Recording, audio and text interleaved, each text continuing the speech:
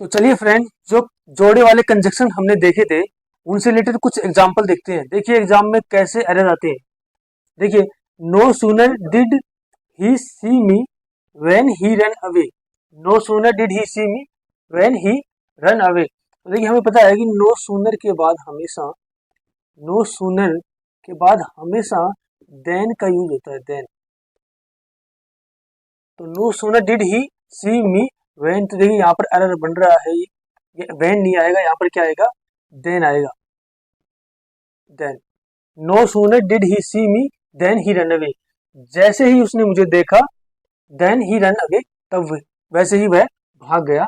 जैसे ही उसने मुझे देखा वैसे ही वह भाग गया। तो रन अवे का ये फ्रेज इसका अर्थ हो जाए भाग जाना या फरार हो जाना। No sooner did he see me then he run away. जैसे ही उसने मुझे देखा वह भाग गया। तो देखिए, याद रखिएगा कि नो सूनर के बाद हमेशा देन आएगा, न कि वेन आएगा। ठीक है। अब देखिए सेकंड एग्जांपल देखते हैं। No sooner had the thief seen the police then he run away. अब बताइए सेंटेंस सही है या गलत है। No sooner had the thief seen the police then he run away. तो देखिए, नो सूनर है तो हमें पता है इसके बाद देन आना चाहिए कंजक्शन के रूप में। जोड़े के रूप में ये यूज होता है। नो सूनर के बाद देन ही आएगा। तो ये देखिए यहाँ पर देन आ रहा है, ये भी गलत है। मैंने आपको बताया था कि ये वाला देन होना चाहिए, ये वाला देन नहीं होगा। तो यहाँ पर भी क्या आएगा, ये आएगा देन, THAN आएगा, ना कि THEN। तो then, no sooner had the thief seen the police. जैसे ही चोर ने पुलिस को देखा वैसे ही वह भाग गया। रन अवे में भाग जाना, वैसे ही वह भाग गया। अगला एग्जांपल देखिए। Hardly I saw him hardly I saw him when I stopped my car. Hardly I saw him when I stopped my car. अब देखिए, हार्डली के बाद हमें पता है तो व्हेन आएगा या बिफोर आएगा। तो ये क्या पर यहाँ पर सही यूज हो रहा है, तो जोड़ा है वो हार्डली के बाद व्हेन आता है, या फिर यहाँ पर बिफोर हो तो भी सही होगा। तो ये जोड़ा सही है। फिर इसमें क्या एरर है ये देखते हैं। Hardly I saw him when I stopped my car. Hardly I saw him, मुश्किल। हार्डली का अर्थ यहाँ पे देखिए मुश्किल से होता है। हार्डली का अर्थ क्या होता है, मुश्किल से। स्केर्सली का अर्थ भी मुश्किल से होता है, मुश्किल से। मतलब ये नेगेटिव साउंड देता है, नेगेटिव होता है। इसके साथ वाले जो सेंटेंस होता है उसमें नोट नहीं आता है, इसको याद रखिएगा। हार्डली के साथ वाले सेंटेंस में कभी भी हम नोट नहीं यूज करते हैं, क्योंकि डबल नेगेटिव हो जाएगा। क्योंकि हार्डली खुद ही negative words and negative sound देता है। देखिए इसमें क्या मिस्टेक है। देखिए, इन सब में एक चीज कॉमन है इन चारों एग्जाम्पल में। वो क्या है वो मैं बताता हूँ आपको।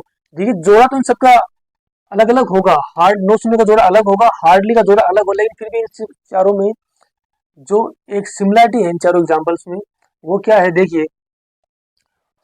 Hardly I saw him when I stop my car. देखिए, हार्डली, नो सूनर, स्केर्सली, इन सब के बाद हमेशा इन्वर्जन का यूज होता है। इन्वर्जन में क्या होता है, इन्वर्जन का मतलब इनमें क्या होता है कि हार्डली के बाद हमेशा वर्ब आती है, और मैक्सिमम रूप से हेल्पिंग वर्ब आती है। यानी hardly I saw him when I stop my car. तो ये सेंटेंस गलत है, क्योंकि यहाँ पर देखिए हार्डली के बाद हेल्पिंग वर्ब आ रहा है। Hardly did I see him when I stop my car. तो ये सेंटेंस सही होगा यहाँ पर, और ये सेंटेंस गलत है, क्योंकि इसमें इन्वर्जन का यूज हुआ है। इन्वर्जन का मतलब ये होता है कि जो हेल्पिंग वर्ब है, जो मैन वर्ब है, वो सब्जेक्ट के पहले आता है। तो यहाँ पे सब्जेक्ट आई है, इसके पहले वर्ब आ रहा है। ठीक है, तो ये इन्वर्जन हो गया। इन्वर्जन का यूज इसमें हुआ है। इन्वर्जन का यूज सब में नहीं होता है। नो सुनर, हार्डली, स्केर्सली, इन सब में पर्टिकुलरली इन्वर्जन का यूज होता है। और मैक्सिमम एरर जो भी एग्जाम में आता है वो यही से आता है, कंजक्शन में इन्हीं में से आता है। और यही यही देता है वो ऐसे सेंटेंस दे देगा और पता करेगा इसमें ऐसे बना देगा ऑप्शन A B C, और पता करिए किसमें एरर है। तो इस पार्ट में एरर होगा, क्योंकि इसमें इन्वर्जन का यूज होगा। क्या होगा, इस पार्ट में एरर होगा, क्योंकि इसमें इन्वर्जन का यूज होगा। इसमें इन्वर्जन मतलब क्या है कि जो सब्जेक्ट होता है, सब्जेक्ट के पहले वर्ब आ जाता है, हेल्पिंग वर्ब आ जाता है। तो ये देखिए इसमें है, वो सब्जेक्ट क्या है, आई है, इसके पहले हेल्पिंग वर्ब आ गया। तो इन्वर्जन होगा। यानी हार्डली स्केलेटली के बाद हमेशा क्या आएगा, वर्ब आएगा। तो यहाँ पर इसमें वर्ब नहीं आ रहा है कि आई आ रहा है, आई सब्जेक्ट आ रहा है, तो सेंटेंस गलत है। ठीक है।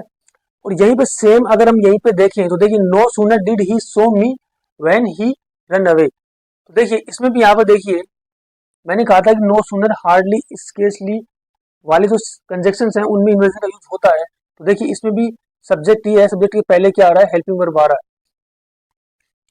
ठीक है, तो इसमें इन्वर्जन का यूज हुआ है।